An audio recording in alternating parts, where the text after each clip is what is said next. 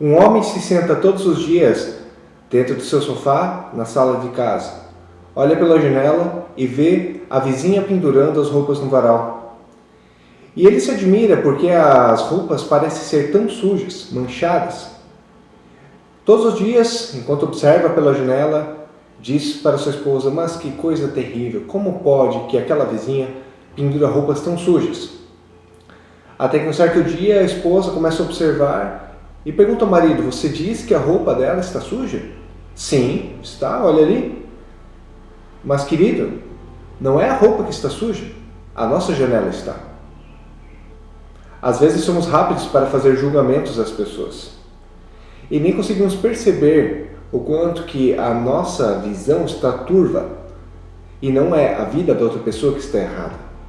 Mas em que determinado momento nós conseguimos distinguir entre estarmos certos a respeito de uma situação ou estarmos completamente errados a respeito dela? Para isso eu quero refletir contigo no texto bíblico que leremos hoje, que está em 2 Samuel, capítulo 12, versículos 1 até 7. Se você tem a sua Bíblia em casa, já posso pegá-la. Eu quero te convidar, em primeiro lugar, a pausar esse vídeo e ter um momento de oração. E agora também quero te convidar a fazer a leitura do texto bíblico. Você pode fazer agora, aí em silêncio ou com sua família, pause o vídeo e continue depois e pule aqui para o momento indicado, ou você pode me acompanhar na leitura após o sinal. Eu faço então a leitura bíblica de 2 Samuel, capítulo 12, versículo 1 até 7. E o Senhor enviou a Davi o profeta Natã.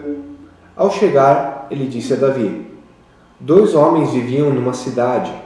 Um era rico e o outro pobre. O rico possuía muitas ovelhas e bois, mas o pobre nada tinha, senão uma cordeirinha que havia comprado. Ele a criou, e ela cresceu com ele e com seus filhos.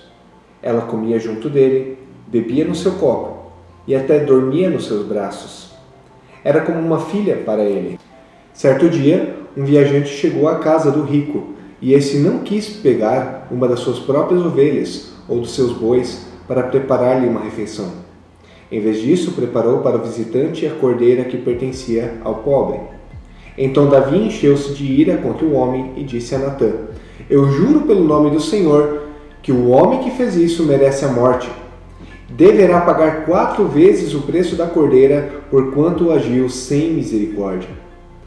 Você é esse homem, disse Natã a Davi. E aqui eu encerro a leitura. Se você também tem questionamentos ou observações a fazer sobre o texto, ou gostaria de tentar um estudo sozinho em casa ou com sua família, pause o vídeo e iremos continuar depois. Essa história de Davi, rei de Israel, é famosa. Se você fosse ler um pouco o texto anterior, veria que Davi ele faz algo terrível. Enquanto que na primavera era uma época onde os reis saíam para guerrear e haviam conflitos entre várias tribos, Davi foi um rei que, em vez de ir para o conflito, ficou no seu palácio. E pelo menos na Bíblia nós lemos que enquanto ele estava no palácio, vai para o terraço e observa uma mulher muito bonita se banhando perto dali. Pergunta a um dos seus servos o nome daquela mulher e ele descobre o nome dela era Batseba. E Davi diz: então traga essa mulher para o meu palácio. E acontece o que você já imagina. Davi adultera com essa mulher. E o pior é que ainda ela acaba engravidando. A atitude que Davi tem, depois daquilo tudo acontecer, de mandá-la de volta para casa e de descobrir através de um mensageiro que ela estava grávida, é muito condenável. Ele chama Urias, que era esposo de Batseba, para ir até o palácio. E com a pretensão de perguntar a ele informações sobre a guerra, sobre as batalhas e tudo mais. Acontece que Davi então diz: e você então, Urias, obrigado por ter vindo ao meu palácio, volte para casa, vá lá com a sua mulher, deite-se com ela, tenha um tempo para poder também descansar. Urias então, em vez de voltar para casa, fica no palácio. E diz: mas rei, como eu poderia ir agora para casa se existe uma batalha acontecendo lá fora. E Urias não se sente em paz em voltar para casa enquanto não houvesse paz na guerra. Sabe por que Davi fez isso? Davi fez isso porque ele queria que parecesse que aquele filho seria de Urias. Logo que Batseba descobre que está grávida, talvez Davi poderia agir com um pretexto de mandar Urias para casa para que eles tivessem relações, e daí depois de algum tempo esse bebê nasceria e talvez todos pensariam que esse bebê era do Urias. A estratégia de Davi não funciona. Então, Davi embebeda Urias, lhe dá de comida, de bebida, o embriaga e manda de volta para a batalha com um pergaminho, uma mensagem para o capitão que era o Joabe. Urias volta para a batalha, entrega a mensagem para o capitão e naquela mensagem estava escrito que Joabe deveria colocar Urias no fronte da batalha, onde a guerra é mais violenta. E por que Davi faz isso? Davi dá essa ordem para que Urias possa morrer e para que Davi pudesse se apossar de Batseba. Acontece isso, Urias vai para a fronte da batalha, ele morre. Batseba passa por um luto e depois disso ela é tomada como uma das mulheres de Davi. Você sabe que Davi era um homem que agia segundo o coração de Deus, não sabe? Por que será que ele agiu da maneira como agiu? Davi, ele era alguém que temia o Senhor, mas parece que aqui ele estava afastado no relacionamento com Deus, porque ele nem se dá conta, ou talvez na sua consciência se desse conta do que estava acontecendo, mas não faz nada a respeito disso. Ele percebe que ele erra, mas ele vai tentando tapar os furos do seu erro com outros erros. Por isso que Deus envia Natã, um profeta, para que vá falar a Davi. E Natã vinha com uma mensagem importante. Era costume daquela época apresentar aos reis situações para que eles pudessem dar um julgamento justo. Os reis também eram legisladores, pessoas capazes de sentenciar outros à vida ou à morte. E Natã apresenta o seguinte caso ao rei, que havia um homem muito rico e outro muito pobre. O homem rico, nem preciso dizer, com muitos tesouros, riquezas, e o homem pobre tinha uma cordeirinha, uma ovelhinha, de quem ele cuidava como se fosse uma filha.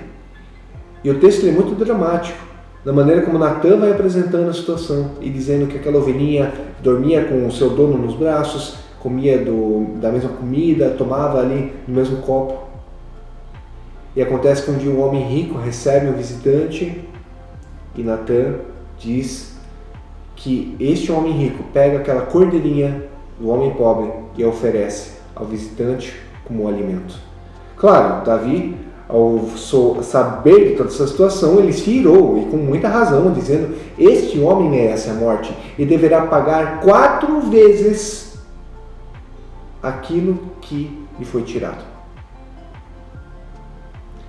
Davi não percebeu que ele caiu dentro de uma armadilha que ele mesmo armou. Porque depois de ter acontecido aquilo com Urias, com Batseba, Deus deixaria impune o rei de Israel? Não é somente aqui que acontece uma situação. Também nós poderíamos ler, por exemplo, lá em 1 Reis, capítulo 20, onde que um profeta faz também uma dramatização para poder apontar ao rei o seu próprio erro. E aqui o Natã, ele usa como uma forma de parábola para poder engambelar o Davi e mostrar a ele o que era o que ele havia feito de errado. Natã apresenta a situação, que é uma situação com certeza imaginária, mas não deixa de ser verdadeira, porque Davi havia agido de uma forma totalmente errada. Pois bem, eu me pergunto, o que acontece quando nós estamos numa posição como Davi? Por que será que a nossa consciência ela pode estar tão fechada que não percebemos os erros do que estamos fazendo e a outra pessoa vem e nos acusa deles? Às vezes nós nos colocamos mesmo numa posição de rei, de alguém que está aí para julgar. Olhamos as outras pessoas da maneira como elas lidam com sua vida e temos uma opinião extremamente formada a respeito. Nós queremos que os outros agem de uma maneira correta, que cada um seja senhor do seu próprio destino, mas às vezes os incorretos somos nós. E nós deixamos também nos engambelar pelo pecado, pela mentira, por outras pessoas, e nem sequer percebemos que estamos armando embaixo de nós uma armadilha. O que aconteceu com Davi foi que ele estava vivendo um momento de paz. Havia conflito do lado de fora, mas Davi estava numa posição privilegiada como rei. Ele não estava envolvido na batalha. E neste momento de paz, eu acredito que era o momento mais perigoso para ele, porque é ali onde que existe a oportunidade do pecado. Esse momento de paz talvez não fizessem recorrer a Deus. O que acontece com muitas pessoas é isso. Elas vivem um momento de alegria, de bonança, e se esquecem de Deus rapidamente. Quando as coisas estão ruins, estamos sofrendo, a gente lembra de Deus no piscar de olhos. Mas quando estamos bem, é aí que habita o perigo. E foi aí que o Davi foi pego. Ele foi pego pelo seu pecado, pela sua tentação. E o pior de tudo é que ele tentou remediar isso, cometendo outros erros, atrocidades. E o que Natan sentencia aqui é de que a espada nunca se afastaria da casa de Davi, porque ele só colheria desgraças dentro da sua família. E foi realmente isso que aconteceu. Porque ele levou a desgraça aos outros, ele colheu de volta. E aí a gente às vezes se pergunta, será que eu estou colhendo as desgraças das coisas que eu semeei no passado? Como eu vou saber disso? Como eu vou saber que talvez porque hoje minha família não se acerta, porque as coisas não vão bem, porque todo emprego que eu entro é ruim, porque toda cidade que eu vou morar ela não é boa? Às vezes o problema não é da cidade nem do teu emprego, o problema é teu. Mas você não tem a capacidade de se perceber. Como é que você se perceberia? Da maneira como Davi também se perceberia. Se ele estivesse em relacionamento com Deus, ele saberia que o que ele estava fazendo era extremamente errado. Porque o relacionamento que ele vem a ter com Deus depois que ele percebe o seu pecado, que Deus envia um servo seu para ele, é um relacionamento de arrependimento, onde ele reconhece seu erro. Talvez seus olhos ficassem ali desviando o tempo todo a atenção desse assunto, e ele, na sua consciência, estivesse enterrando toda aquela situação que havia acontecido, toda aquela desgraça, dizendo, não vou pensar nisso, vou me divertir, vou pensar em outras coisas. Mas o pecado vem à tona. Acontece quase como uma boia, né? A gente afunda a boia na água e daqui a pouco ela pula para fora.